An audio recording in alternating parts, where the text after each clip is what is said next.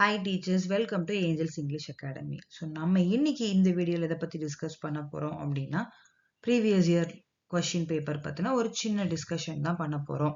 So UGTRB இங்கிலீஷ்ல last time என்ன கேட்டிருந்தாங்க அப்படிங்கிறத பத்தி ஆல்ரெடி நான் ஒரு வீடியோ போட்டிருக்கிறேன். அதுல நம்ம ஒரு 5 to 6 கொஸ்டின்ஸ் டிஸ்கஷன் பண்ணியிருக்கோம்.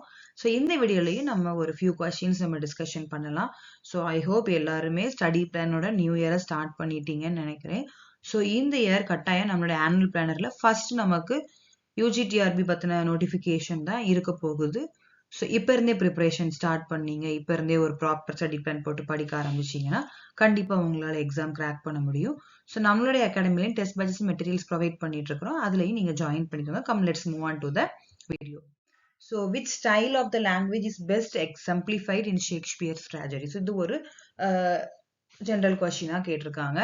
ஸோ ஷேக்ஸ்பியரோட ட்ராஜடிஸ்ல வந்து அவர் காமனா என்ன ஸ்டைல ரொம்ப யூஸ் பண்ணி எல்லா ஒர்க்ஸுமே எழுதியிருக்காரு, அதாவது ட்ராஜடிஸ்.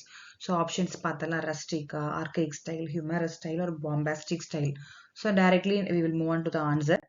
ஸோ ஆன்சர் என்னன்னு பார்த்தீங்கன்னா பாம்பாஸ்டிக் ஸ்டைல். ஸோ ஷேக்ஸ்பியர் யூஸ்வலாகவே ட்ராஜடிஸ் எல்லாமே பிளாங்க் வேர்ஸ், அவருடைய ஒர்க்ஸ் எல்லாமே பிளாங்க் வேர்ஸ்ல தான் எழுதியிருக்காரு, அயாம்பிக் பென்டாமீட்டர்ல தான் எழுதியிருக்காரு. அவருடைய ஸ்டைல்னு சொல்லும்போது கம்ப்ளீட்லி அவருடைய கேரக்டர்ஸ் எல்லாமே எலிவேட்டட் அண்ட் லாஃப்டி டிக்ஷன்ல தான் இருக்குது. ஸோ ஃபார் எக்ஸாம்பிள் ஈவன் நம்ம மேக்பெத்ல பார்த்தா கூட நிறைய மெட்டாஃபர்ஸ் யூஸ் பண்ணியிருப்பாரு. எல்லாமே வந்து அந்த ஈவன் அந்த டிராஜிக் ஃபிளா கூட ஒரு ஒரு கம்ப்ளீட்லி கிராண்டியர் ஸ்டைல்ல தான் என்ன பண்ணியிருப்பாருன்னா அவரை எலிவேட் பண்ணி எல்லா கேரக்டர்ஸுமே லிஃப்ட் பண்ணியிருப்பாங்க. என்ஜாம்ப்மெண்ட்ஸ் யூஸ் பண்ணியிருப்பாங்க, ஹைப்பர்போல்ஸ் நிறைய இருக்கும். ஸோ நார்மல் சட்டிலா இருந்துச்சு, மைல்டா இருந்ததுன்னு சொல்லாம எல்லாமே ஒரு பாம்பாஸ்டிக் ஸ்டைல்ல தான் அவருடைய ஒர்க்ஸ் இருந்தது. Next question, which age was marked with skepticism and religious uncertainty?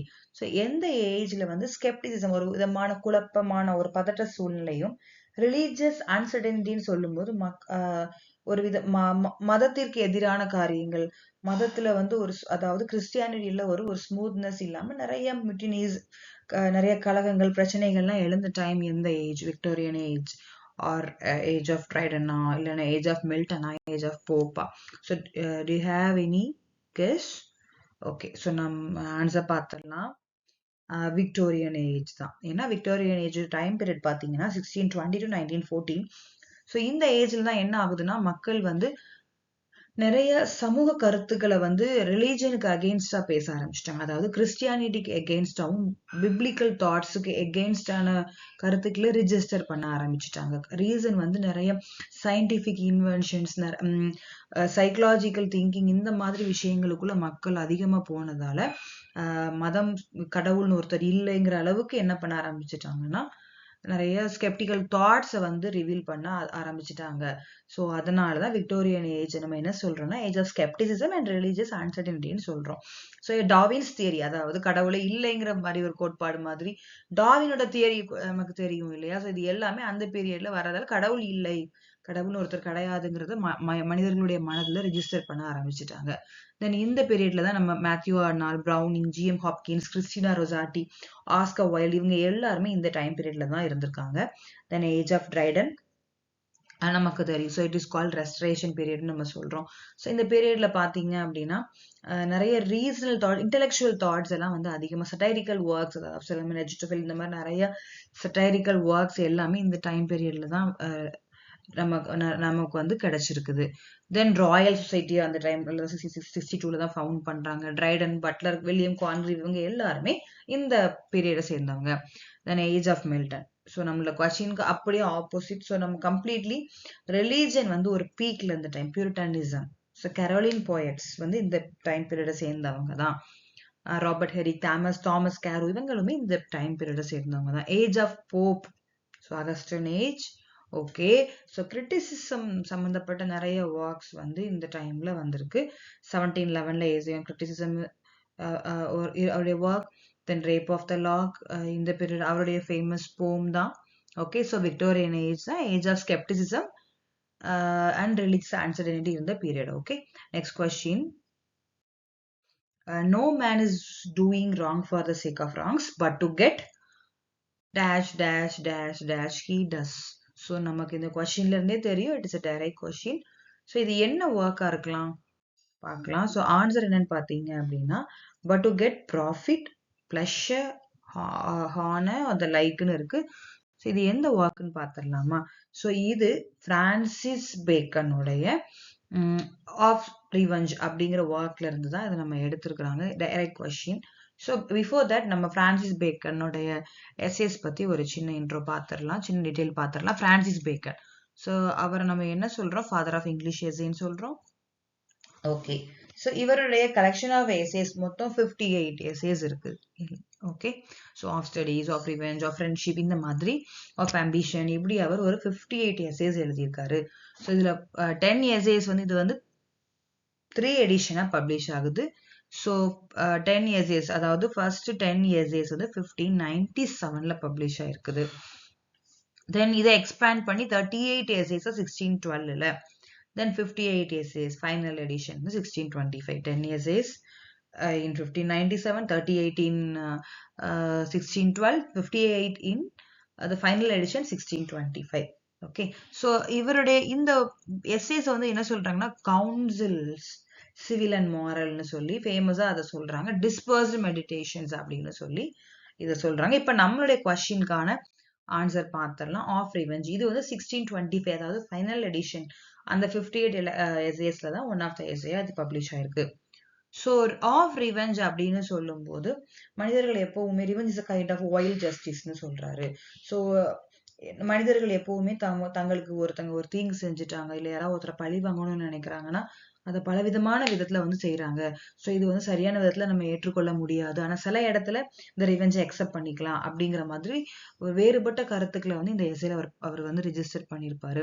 So நமக்கு கேட்டிருக்க கொஸ்டின் என்ன? there is no man do wrong for the wrong sake. யாருமே தப்பு செய்யணும்னு நினைச்சு ஒரு தப்பு செய்யறது இல்லை, ஆனா அவங்களுடைய மனசுல என்ன நினைச்சுக்கிறாங்க, ஒரு ரிவெஞ்ச் எடுக்கிறதுனால, ஒரு தப்பு பண்றதால, so that but thereby to purchase himself. So அவங்களுக்கு அது மூலமா அவங்க என்ன நினைச்சுக்கிறாங்கன்னா, they are getting a profit. நமக்கு அதன் மூலமா ஒரு லாபம் கிடைக்குது, ஒரு நல்ல விஷயம், அதனால நான் ரிவெஞ்ச் எடுக்கிறேன்.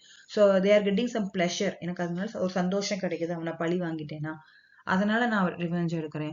இல்ல எனக்கு ஒரு ஆனர் கிடைக்குதோ, அந்த லைக், இந்த மாதிரி எனக்கு அதுல ஒரு விருப்பம் இருக்குது, அதனால நான் செய்யறேன்னு அவங்களே அதை ஜஸ்டிஃபை பண்ணிக்கிறாங்க அப்படிங்கிற மாதிரி அவர் சொல்றாரு.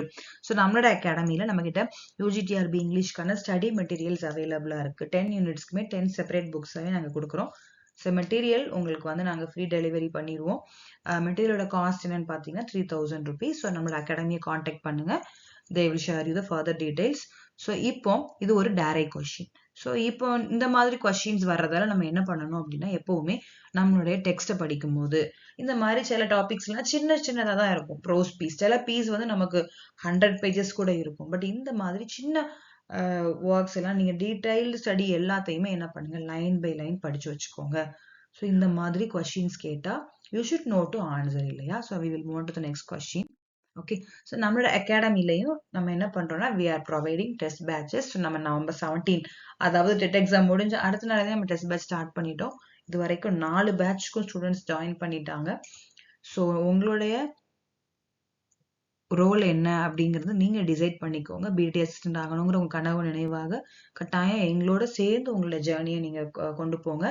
So it is going to be a 4 months course. So எங்களோட அகாடமி நம்பரை காண்டாக்ட் பண்ணுங்க. we will share you the details. என்ன படிக்கணும், நீங்க அந்தந்த வீக் என்ன படிக்கணும், எல்லா ஸ்கெடியூல் எல்லாமே நாங்க உங்களுக்கு சொல்லிடுவோம். அதை ஃபாலோ பண்ணுங்க. ஸோ யூனிட் வைஸ் டெஸ்ட் இருக்குது, டாபிக் வைஸ் டெஸ்ட், நம்ம டீடைல்டு கொஸ்டின்ஸ் நம்ம கொடுத்துட்டு இருக்கிறோம். ஸோ இன்டெப்த் கொஸ்டின்ஸ் கொடுத்துட்டு இருக்கிறோம். ஸ்லெட், நெட், பிஜி, யூஜி எல்லா கொஸ்டின்ஸையுமே நாங்க வந்து ஒரு அனலைஸ் பண்ணி தான் உங்களுக்கு கொஸ்டின்ஸ் கொடுத்துட்டு இருக்கிறோம். ஸோ காண்டாக்ட் பண்ணுங்க. we will move on to the next question. So it is also a direct question. So Bacon என்ன சொல்றாரு, some books are to be tasted, others to be swallowed, and some few to be chewed and digested. What does Bacon mean by அதனால என்ன மீன் பண்றாரு?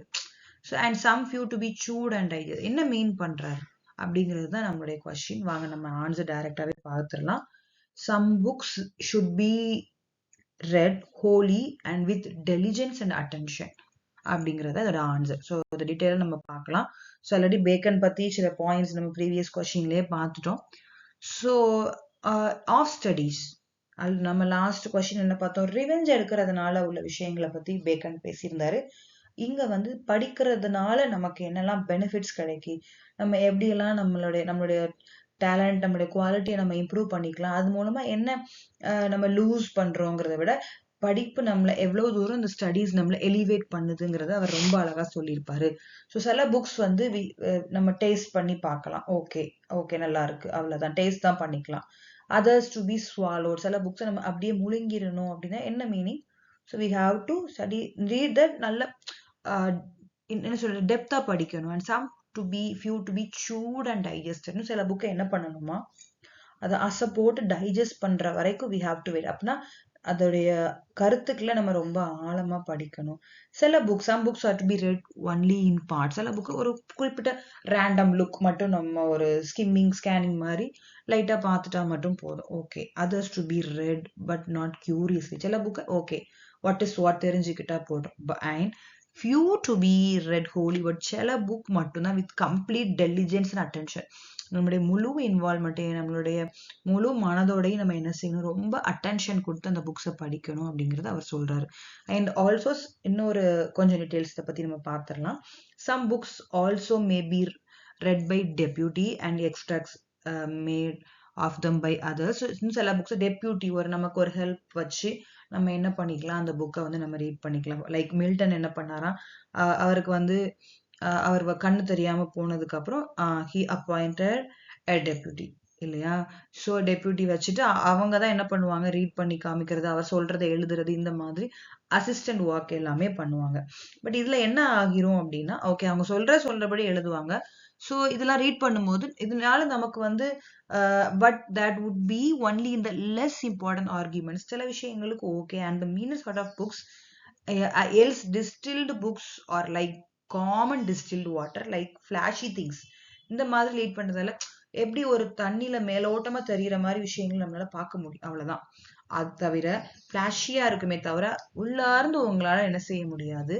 அதை வந்து நீங்க deputy வச்சு நீங்க படிக்கிற மாதிரி அதுல உங்களுக்கு வந்து அந்த ஒரு டேஸ்ட்டை நீங்க ஃபீல் பண்ண முடியாது அப்படிங்கறது ரொம்ப அழகா அவர் எக்ஸ்பிளைன் பண்ணியிருக்காரு. It is also a direct question.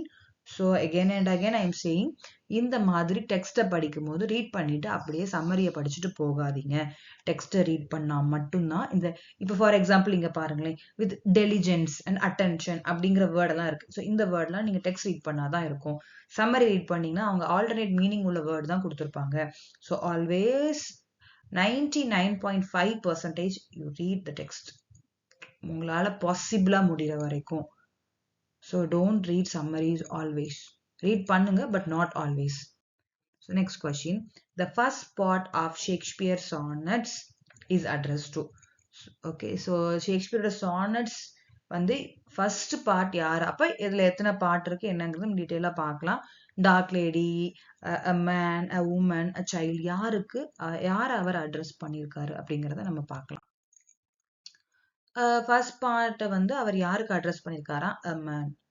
அப்ப இதை இன்னும் டீட்டெயிலா நம்ம பார்க்கலாம், உங்களுக்கு அப்ப புரியும். ஸோ ஷேக்ஸ்பியர் மொத்தம் 154 சானட்ஸ் எழுதியிருக்காரு. ஷேக்ஸ்பியர் வந்து பிளேஸ் மட்டும் எழுதல, 154 சானட்ஸ் எழுதியிருக்காரு.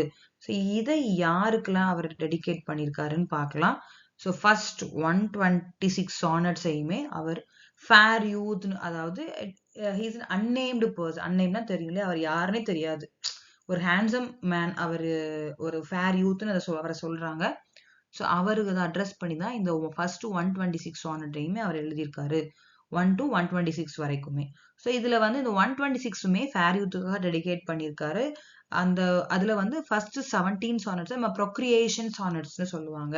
ஸோ ப்ரொக்ரியேஷன் சானட்னா உங்களுக்கு தெரிஞ்சிருக்கணும், ஷேக்ஸ்பியருடைய ஃபர்ஸ்ட் 17 சானட். ப்ரொக்ரியேஷன்னா அந்த ஃபேர் யூத்துக்கு மேரேஜ் ஆகுற மாதிரியும், அவர் வந்து நிறைய சில்ட்ரன் அவங்களுக்கு இருக்கிற மாதிரி, நிறைய அவங்களுடைய குடும்ப வாழ்க்கையில நீ நல்லா வாழணும், இந்த மாதிரி நிறைய அவங்கள வந்து பிரைஸ் பண்ணி இவர் என்ன செஞ்சிருப்பாருன்னா அந்த ப்ரொக்ரியேஷன் சானட்ஸை எழுதியிருப்பாரு. ஸோ இந்த ஃபேர் யூத் யாரா இருக்கலாங்கிற ஒரு அசம்ஷன் இருக்கு, மிஸ்டர் WH சொல்றாங்க. இந்த WH வந்து ஹென்ரி லிஸ்லிங்ல இருக்கலாம், தேர்ட் எர்ல் ஆஃப் சதம்ப்டனா இருக்கலாம்னு. He is a patron of Shakespeare, ஷேக்ஸ்பியரோட பேட்ரன் இவரு. ஸோ இவரா இருக்கலாம்னு ஒரு கெஸ் இருக்கு. இல்ல வில்லியம் ஹெர்பர்ட், அவர் யாரா third Earl of Pembroke. So அவர் ஒரு நோபல் பர்சன். ஓகே, ஸோ இவருக்கு தான் இந்த Shakespeare's first folio of Shakespeare's play எல்லாமே இவருக்கு தான் வந்து டெடிகேட்டே ஆகியிருக்குது. ஸோ மேபி இந்த WHங்கிறது இந்த ஃபேர் யூத்தா இருக்கலாம். அந்த WHமே யாருங்கிறதுல நிறைய கன்ஃபியூஷன்ஸ் இருக்கு. ஸோ இப்போ 1 to 126 வரை பார்த்துட்டோம். தென் 127ல இருந்து 152 வரைக்கும் யாரை அட்ரஸ் பண்ணுதுன்னா dark lady. So she is also a mysterious women. Okay, so அவங்களுடைய அந்த ஒரு மாதிரி ட்ரிமுலஸ் ஆர் லஸ்ட்ஃபுல் ரிலேஷன்ஷிப் பற்றி தான் இந்த 127 வந்து 152 வரைக்கும் இருக்கும். தென் 153, 54 இந்த ரெண்டு சானட்ஸ் மட்டும், 2 final sonnets. So Greek epigram that adapt Greek epigrams adapt பண்ணி, அதாவது Cupid god of love represent பண்ணி இவர் எழுதியிருப்பாரு. ஸோ 1 to 126 வரைக்கும் யார் அட்ரஸ் பண்ணுதுன்னா fair youth. 127 to 152 address to the dark lady. 153 and 154 address Cupid god of love address பண்ணுது. So thank you so much. இது கண்டிப்பாக இந்த வீடியோ உங்களுக்கு யூஸ்ஃபுல்லாக இருந்திருக்கும் நம்புகிறேன். So test batch details, material details எல்லாத்துக்குமே நம்மளுடைய அகாடமி நம்பரை காண்டாக்ட் பண்ணுங்கள். நாங்கள் உங்களுக்கு எல்லா டீட்டெயில்ஸுமே ஷேர் பண்ணுறோம். All the very best. 2026 பிடி அசிஸ்டன்ட் ஆகணுங்கிற உங்களுடைய கனவு நிச்சயமாக நிறைவேறும். ஸோ ஏஞ்சல்ஸ் இங்கிலீஷ் அகாடமியோட சேர்ந்து உங்களுடைய கனவை நிறைவேற்றுங்க. Thank you so much.